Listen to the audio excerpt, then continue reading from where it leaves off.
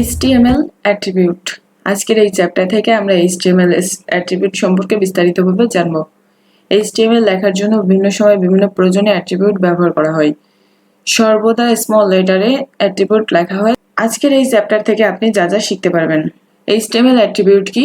সবথেকে বেশি ব্যবহৃত অ্যাট্রিবিউট লিস্ট, হাইড এবং ওয়াইড অ্যাট্রিবিউট, অল্টার অ্যাট্রিবিউট কেন ব্যবহার করা হয়, চারসেট অ্যাট্রিবিউট কেন ব্যবহার করা হয়, href attribute, search attribute, style attribute, title attribute and code বা কোটেশন অ্যাট্রিবিউট। তাহলে চলেন শুরু করা যাক। HTML অ্যাট্রিবিউট কি? অ্যাট্রিবিউট হচ্ছে HTML মার্কআপ ল্যাঙ্গুয়েজের একটি অবিচ্ছেদ্য অংশ, যার মাধ্যমে HTML ল্যাঙ্গুয়েজের আকার, ধরন, ডিজাইন সহ বিভিন্ন ধরনের পরিবর্তন প্রদর্শন করা হয় ওয়েব পেজে। যেমন অল্টার একটি অ্যাট্রিবিউট, যার মাধ্যমে কোনো ইমেজ যদি কোনো ওয়েব পেজে দেখা না যায় বা ব্রাউজারে ব্রাউজিং করতে সমস্যা হয় অথবা নেট কানেকশন স্লো হওয়ার জন্য ওই ইমেজটি লোড নিতে সময় নেয়, তখন অল্টারনেটিভ হিসেবে অল্টার ট্যাগ হিসেবে একটা অল্টারনেটিভ টেক্সট শো করে ইমেজ রিলেটেড। এটি হচ্ছে একটি অ্যাট্রিবিউটের কাজ। HTML মার্কআপ ল্যাঙ্গুয়েজের সবথেকে বেশি ব্যবহৃত অ্যাট্রিবিউট লিস্ট। চারসেট ব্যবহার করা হয় একটি মেটা ট্যাগের মধ্যে ব্যবহার করা হয়, যার মাধ্যমে বিভিন্ন ধরনের ক্যারেক্টার বা অক্ষরকে এনকোডিং করা হয়। দেন হচ্ছে ল্যান বলতে ল্যাঙ্গুয়েজকে বোঝায়। HTML দিয়ে ওয়েব পেজ তৈরি করার সময় বিভিন্ন ল্যাঙ্গুয়েজ নির্দেশ করার জন্য ল্যান ব্যবহার করা হয়। ল্যানের মাধ্যমে ভাষা নির্ধারণ করে দেওয়া হয়। হার্ফ অ্যাট্রিবিউট, যে কোনো লিঙ্কের URL সেট করতে হার্ফ অ্যাট্রিবিউট ব্যবহার করা হয়। অল্টার অ্যাট্রিবিউট, এই অল্টার অ্যাট্রিবিউট ব্যবহার করা হয় যদি কোনো ওয়েবসাইট বা ওয়েব পেজে ইমেজ শো করানো হয়, সেই ইমেজ শো করাতে যদি কোনো প্রবলেম হয় বা লোড নিতে প্রবলেম হয়, তাহলে অল্টারনেটিভ হিসেবে টেক্সট শো করানো হয় অল্টার অ্যাট্রিবিউটের মাধ্যমে। টাইটেল অ্যাট্রিবিউট, এই অ্যাট্রিবিউটের মাধ্যমে যে কোনো ওয়েব পেজের অতিরিক্ত তথ্য ধারণ করানোর জন্য ব্যবহার করা হয়। এছাড়া টাইটেলের উপর যদি মাউস পয়েন্টার রাখা হয় তাহলে এর কন্টেন্টগুলো শো করে। সার্চ অ্যাট্রিবিউট, এই অ্যাট্রিবিউটের মাধ্যমে যে কোনো ইমেজের সোর্স নির্দেশ করা হয়। স্টাইল অ্যাট্রিবিউট, এটি সাধারণত ইনলাইন স্টাইলের ক্ষেত্রে ব্যবহার করা হয়। ওয়াইড অ্যান্ড হাইট, এই অ্যাট্রিবিউটগুলোর মাধ্যমে ইমেজের সাইজ নির্ধারণ করে দেওয়া হয়। তাহলে এখান থেকে বুঝলাম যে সব থেকে বেশি ব্যবহার করা হয় যে অ্যাট্রিবিউটগুলো, এগুলো সম্পর্কে জাস্ট পরিচিত হলাম। এখন এই সম্পর্কে বিস্তারিতভাবে আমরা জানব। হাইট অ্যান্ড ওয়াইড অ্যাট্রিবিউট, যে কোনো ওয়েব পেজ তৈরি করার জন্য সেই পেজে যখন ইমেজ আপলোড করা হয় সেই ইমেজের সাইজ নির্ধারণ করার ক্ষেত্রে হাইট অ্যান্ড ওয়াইড অ্যাট্রিবিউট ব্যবহার করা হয়। এই অ্যাট্রিবিউটটি ব্যবহারের মাধ্যমে ইমেজটি যে কোনো ওয়েব পেজে সুন্দরভাবে সেট আপ করানো সম্ভব হয়। যদি আমরা একটি উদাহরণের মাধ্যমে দেখি, তাহলে আমরা যদি একটি ওয়েব পেজে যে কোনো একটি ইমেজ সেট আপ করতে চাই এবং ইমেজের সাইজ নির্ধারণ করতে চাই, তাহলে কিভাবে সেট আপ করতে হবে। তাহলে চলুন আমরা একটি উদাহরণের মাধ্যমে বিষয়টিকে দেখে নিই। আমরা একটি কোড এডিটর ওপেন করলাম। এখানে আমরা দেখব যে কিভাবে একটি ইমেজের হাইট অ্যান্ড ওয়েট অ্যাট্রিবিউট ব্যবহার করা হয়। তার জন্য আমাদের প্রয়োজন হচ্ছে ইমেজ ট্যাগ, তারপরে সোর্স অ্যাট্রিবিউট, ইমেজটি সিলেক্ট করে দিয়ে দেন ওয়াইড, এখানে আপনি আপনার ওয়েব পেজে নির্ধারিত সাইজ অনুযায়ী দেবেন আপনি কতটুকু চাচ্ছেন। এখানে যদি 200 পিক্সেল 300 পিক্সেল দিই এবং হাইট যদি দিই 400 পিক্সেল, দেন ব্র্যাকেট শেষ, টাইটেল দিয়ে দিই।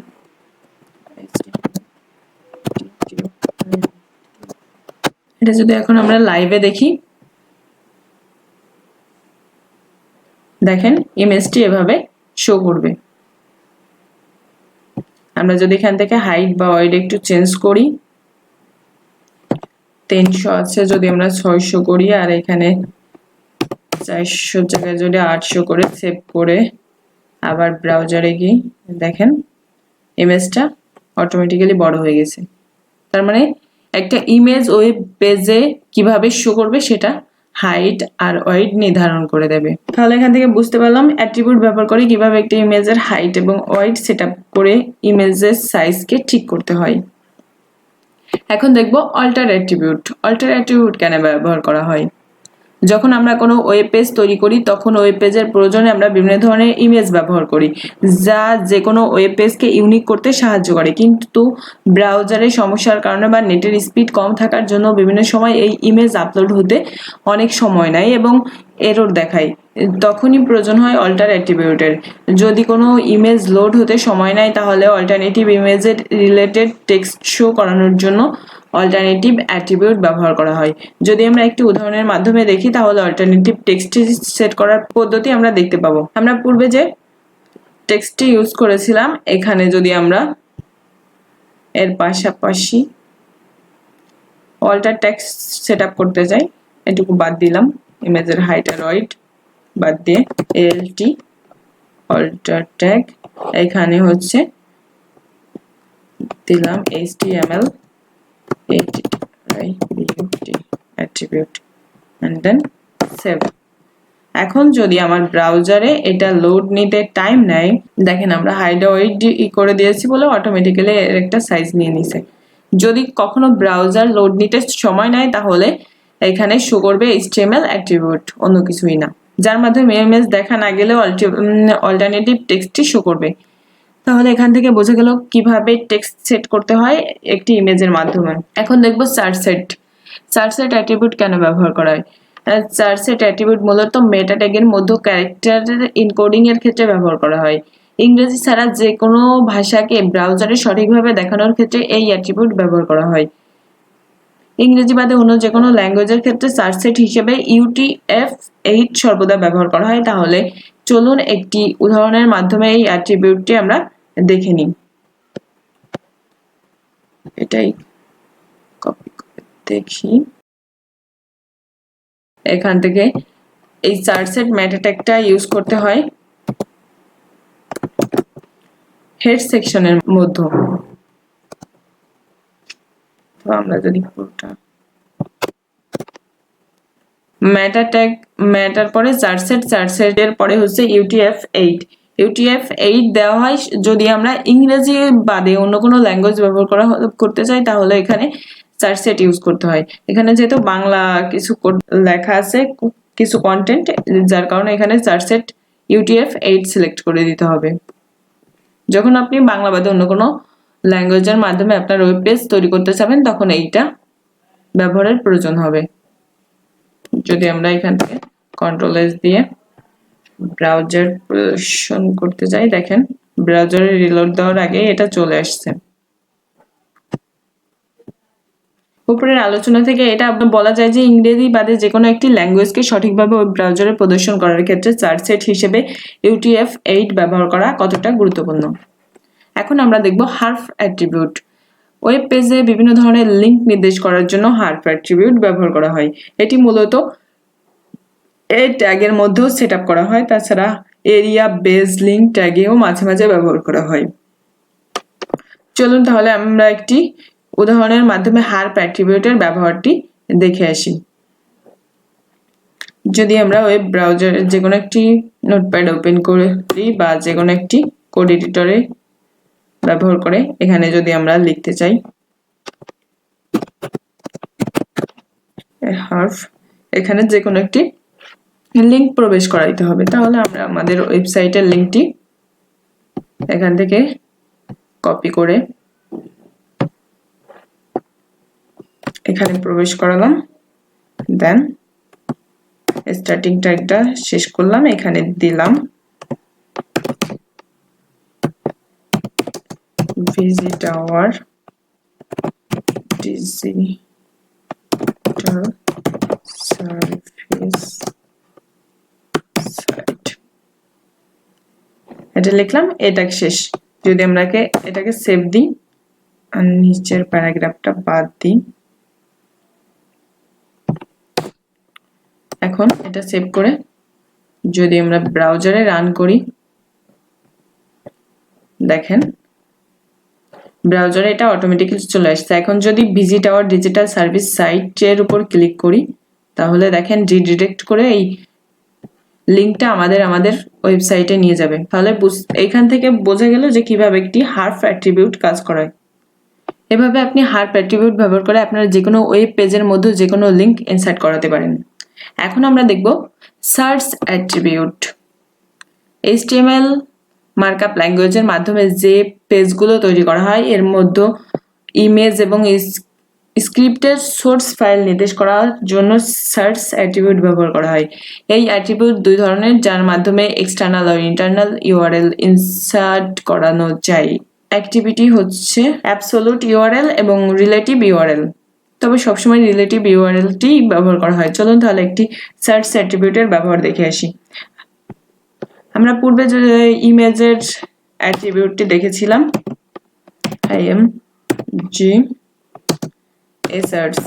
এটা হচ্ছে সোর্স অ্যাট্রিবিউট। এখান থেকে যে কোনো ইমেজ বা যে কোনো কিছুর লিঙ্ক আপ করানো যায় এবং এটার এক্সট্রা ফিচার অ্যাড করানো যায়। কন্ট্রোল এস দিলে আমরা এটা যদি ব্রাউজারে রান করি, এটা আমাদের ব্রাউজার, দেখেন ইমেজটি চলে আসছে, এই যে পরে লিঙ্কটা রয়েছে, লিঙ্কটা পরে আসছে। তাহলে এখান থেকে বোঝা গেল কিভাবে একটা ইউআরএল এর সোর্স অ্যাড করা যায় সোর্স অ্যাট্রিবিউটের মাধ্যমে। দেন হচ্ছে টাইটেল অ্যাট্রিবিউট। HTML এর টাইটেল অ্যাট্রিবিউট মূলত একটি টুল টিপ হিসেবে ব্যবহার করা হয় যে কোনো ডকুমেন্টের মধ্যে যা মাউস কার্সার হোভার করলে প্রদর্শিত হয়।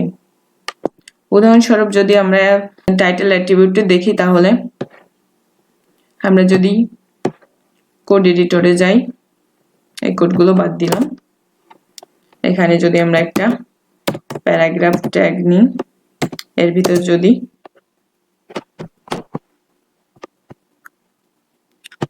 আমরা টাইটেল অ্যাট্রিবিউটটি ব্যবহার করি, এখানে আপনি আপনার প্রয়োজন অনুযায়ী যে কোনো কন্টেন্ট ইনপুট করতে পারেন। আমরা দিলাম this is a title attribute. এখানে যদি আমরা দিই this is a paragraph and save দিয়ে যদি আমরা ব্রাউজারে যাই,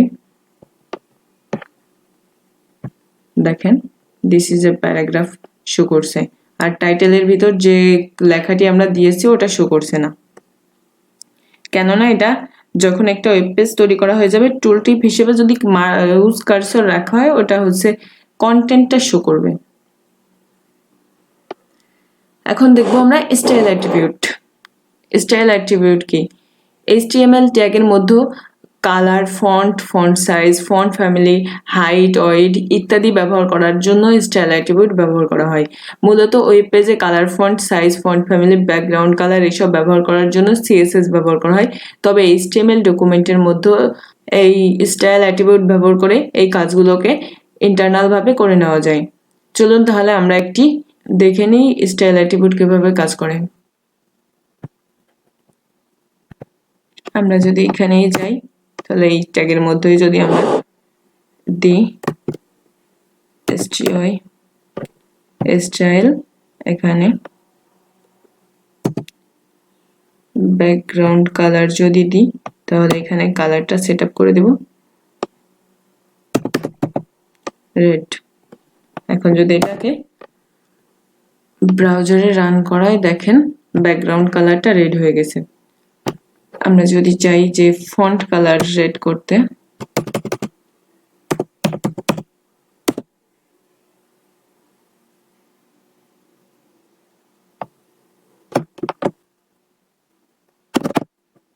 দেখেন যদি সেভ দিই, এবার যে লেখাটা আছে ওই লেখাটার কালার দেখেন রেড হয়ে যাবে। তার মানে হচ্ছে স্টাইল অ্যাট্রিবিউটের মাধ্যমে HTML কোডের মধ্যে ইনলাইন CSS এর কাজগুলোকে করিয়ে নেওয়া যায়। এখান থেকে বুঝতে পারলাম কিভাবে HTML এর স্টাইল অ্যাট্রিবিউট কাজ করে। এখন দেখব quotation attribute. HTML markup language লেখার জন্য বিভিন্ন প্রয়োজনে কোটেশন ব্যবহার করা হয়। এখানে আমরা সিঙ্গেল কোট অথবা ডাবল কোট যে কোনো একটি ব্যবহার করতে পারি, তবে ম্যাক্সিমাম ক্ষেত্রে ডাবল কোট ব্যবহার করা হয় HTML কোড লেখার জন্য। তবে সিঙ্গেল নাকি ডাবল কোট সেটি প্রয়োজন অনুসারে যে কোনোটি আপনি ব্যবহার করতে পারবেন। চলুন তাহলে আমরা একটি কোটেশনের ব্যবহার দেখি। আমরা এই কোডটি কেটে দিলাম।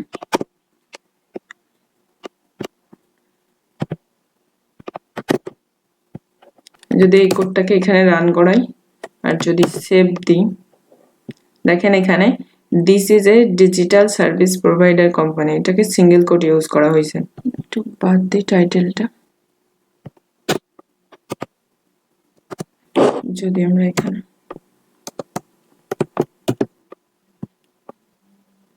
স্টাইল দিয়ে আমরা এখানে বর্ডার দিব 2 পিক্সেল, মানে এই লেখাটার বর্ডার হবে 2 পিক্সেল। এবার যদি সেভ দিই এবং ব্রাউজারে রান করি, দেখেন লেখাটা 2 পিক্সেল আকারে হয়েছে। এবার যদি আমরা এখানে কালার অ্যাট্রিবিউট ইউজ করি,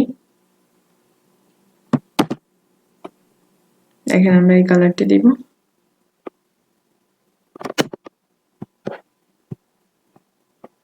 দেখেন প্যারাগ্রাফের কালার চেঞ্জ হয়ে গেছে। এখানে 2 পিক্সেল দেওয়ার কারণে লেখাটা একটু বোল্ড দেখাচ্ছে। এখান থেকে বোঝা গেল যে কোনো একটি HTML মার্কআপ ল্যাঙ্গুয়েজের মাধ্যমে ওয়েব পেজ তৈরি করার ক্ষেত্রে সিঙ্গেল অথবা ডাবল কোট যে কোনোটি আপনি ব্যবহার করতে পারবেন, যা ওয়েব পেজে প্রদর্শিত হবে। HTML দিয়ে ওয়েব পেজ তৈরি করার জন্য অ্যাট্রিবিউট খুবই গুরুত্বপূর্ণ একটি অংশ, যার মাধ্যমে ওয়েব পেজে বিভিন্ন ধরনের এক্সট্রা ফিচার অ্যাড করা যায়। অ্যাট্রিবিউট সবসময় স্মল লেটারে লিখতে হবে। এই যে বিষয়গুলো শেখানো হয়েছে, এর বাইরেও যদি কোনো বিষয় আপনার জানা থাকে তাহলে অবশ্যই কমেন্টে জানাবেন। আমাদের সাথে এতক্ষণ থাকার জন্য ধন্যবাদ।